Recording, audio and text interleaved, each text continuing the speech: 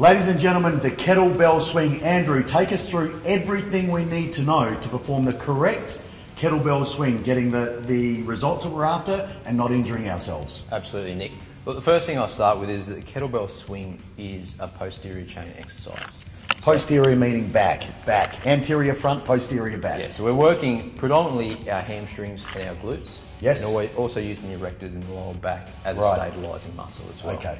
So I'll give you a quick demonstration of what the kettlebell swing looks like to start with, and then we'll look at our progressions to be able to do it.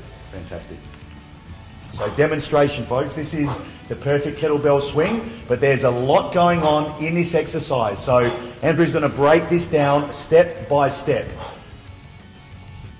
All right. Okay, so that's a basic kettlebell swing. Yep. Whenever we teach a swing in our certifications, there's a few steps you need to go through to make sure that someone is able to perform it safely and correctly. Great. So the first thing we do is just a basic plank. Okay. This makes sure that someone's able to activate their spine and activate their core and support their spine. So very basic.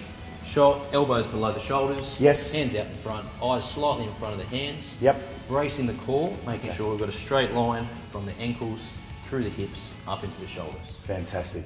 You can see there with Andrew, you can see he's contracting through the midsection. When he says core, he's talking about the abdominals, the lower abs, the transverse abdominis, the obliques at the side, and even his lower back here, the erectors. So one way that we do that, guys, if you're having trouble, pull the navel toward the spine. And that generally will activate your core. Any other tips for activating the core, Andrew? That's perfect, mate. That's perfect. All right. So that's exercise number 1 to help you do the perfect swing. What do you teach us next so we do the correct technique? Andrew? Okay. Next, although the kettlebell swing is a hip dominant movement, what we need to do is make sure someone can activate their glutes. Great. So what we go into first is just a basic bodyweight squat. Okay. So if someone can't do a squat, they shouldn't be progressing to the deadlift or to their swing. Gotcha. So we do a basic squat, feet shoulder width apart, making sure our knees track in line with our toes. Yes. Chest up nice and tall, eyes forward. Once again, making sure the core's nice and stabilised. And we're just going to come down. And the hands go out in front to counterbalance, correct? To counterbalance. It just makes it a little bit easier. Yep. Okay. So, show us a few more squats if you can. Absolutely. So the glutes or the butt is the biggest muscle on the body, folks. You must learn how to activate the glutes, like Andrew's saying, before you can do the kettlebell swing correctly. Fantastic. So what we'll do now is just add a little bit of weight to the movement. Gotcha. So that's just going to make it a little bit more difficult. Activate those glutes even more. So we're going to position it between our heels so that we know where it is. You don't want to look down when you're going to pick up the bell. Yes. You can possibly round your back. Gotcha. Great tip. So, reaching down for the bell. Once again, driving up. Now what we really want to focus on here is at the top of the movement, really contracting the glutes. Yes. Which is going to bring the hips through. Gotcha. Which is going to help us with the swing a little bit later on. Makes a lot of sense. So as I said before, the kettlebell swing is a hip dominant movement. It's not a knee dominant movement. So it's not a squat, it's more of a deadlift. Gotcha. So what we're going to move into now is more of that deadlift sort of movement. Okay. So slightly less bend in the knees. Yes. More hinging from the hips. The Yes. torso is going to come forward. Yep. Still keeping our chest up nice and tall, and that's going to keep that neutral spine. You got it. So if the camera focuses on the lower back, you see it's nice and flat. No rounding of the lower back in any part of any of these movements. It's nice and flat, the lower back here. Andrew's chin slightly up. His chest is up as well. So great posture. It's crucial. All right, my man. So once again, adding a little bit of weight. Yep. Positioning it in the exact same spot. Coming down, reaching for that kettlebell, and driving up. Gotcha. Once again, the focus here, we want to really activate the glutes. This is going to become important when we go into the actual swing. Gotcha. You're activating the glute. Tell us about the knee. The knee is locking fairly hard into a straight position there. The knee, you're not forcefully locking the knee back. Good. The reason the knee locks is purely and simply because you've got that contraction slightly through the quads, but mainly through your glutes and your hemis. So hamstrings. Gotcha. You don't want to snap your knees back. Great. The leg straightening is only a result of that contraction. The contraction through the glute and hams. hips. Gotcha. Absolutely. Okay, great. All right.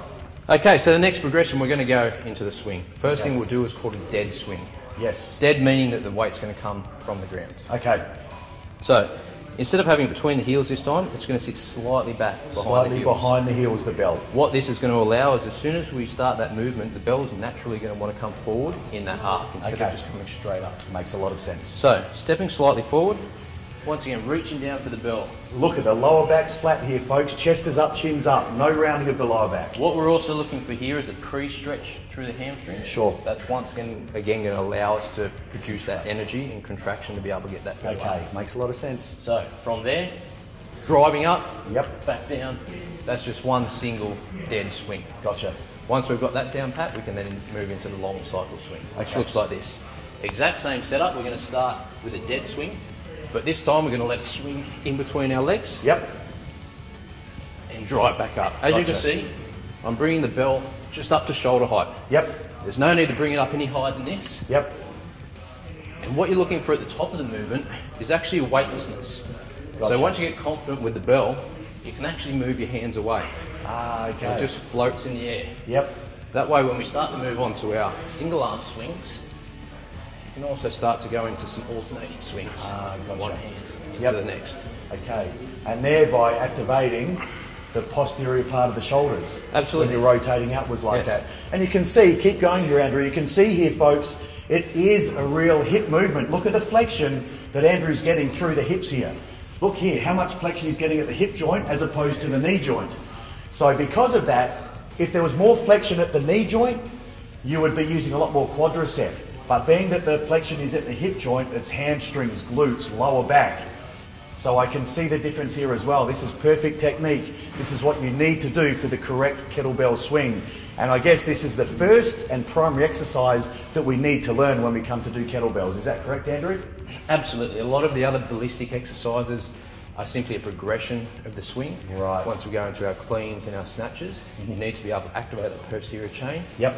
to be able to move on to those exercises. Again, folks, posterior chain. Post meaning at the back. Anterior is the front, posterior is the back. So the hamstrings, the glutes, the lower back, and a lot of the time, even bodybuilders, this is where they can generally become weak. But all you office workers out there, or anybody, drivers that sit down for a long period of time, the glutes get weak, the hamstrings also, as well as the lower back. Am I right? Absolutely. The office workers, so many people these days are in an office job sitting at the computer, so they've got in that forward flexed position all the time. Yes. Stretching out the hamstrings and the glutes, which weakens them. Yes. So when you get into the gym, strengthen them up. That's what your glutes and your hamstrings are your powerhouse of your body. Yeah. They're the biggest, glutes are the biggest muscle in your body. Yes. If you want to lose weight, then you're going to burn a lot of energy working Correct. the swing. And as you can see, I've got my heart rate up. Yeah, there you go. Only using a 16 kilo bell, we do enough reps. We weren't going to tell him you're using 16, Andrew. We were going to say it was a 28, remember? Oh, that's right, it is. Sorry. Mate, thank you. The perfect kettlebell swing. There you have it, folks. Everything you need to know. It's quite a complex exercise. It doesn't look like it at the beginning, but you need to activate the core. You've got to activate the hamstrings, the glutes, the lower back. Keep your form and your technique correct so you get the most out of it and don't hurt yourself. Andrew, thanks for showing us the kettlebell swing. Thank you, Nick.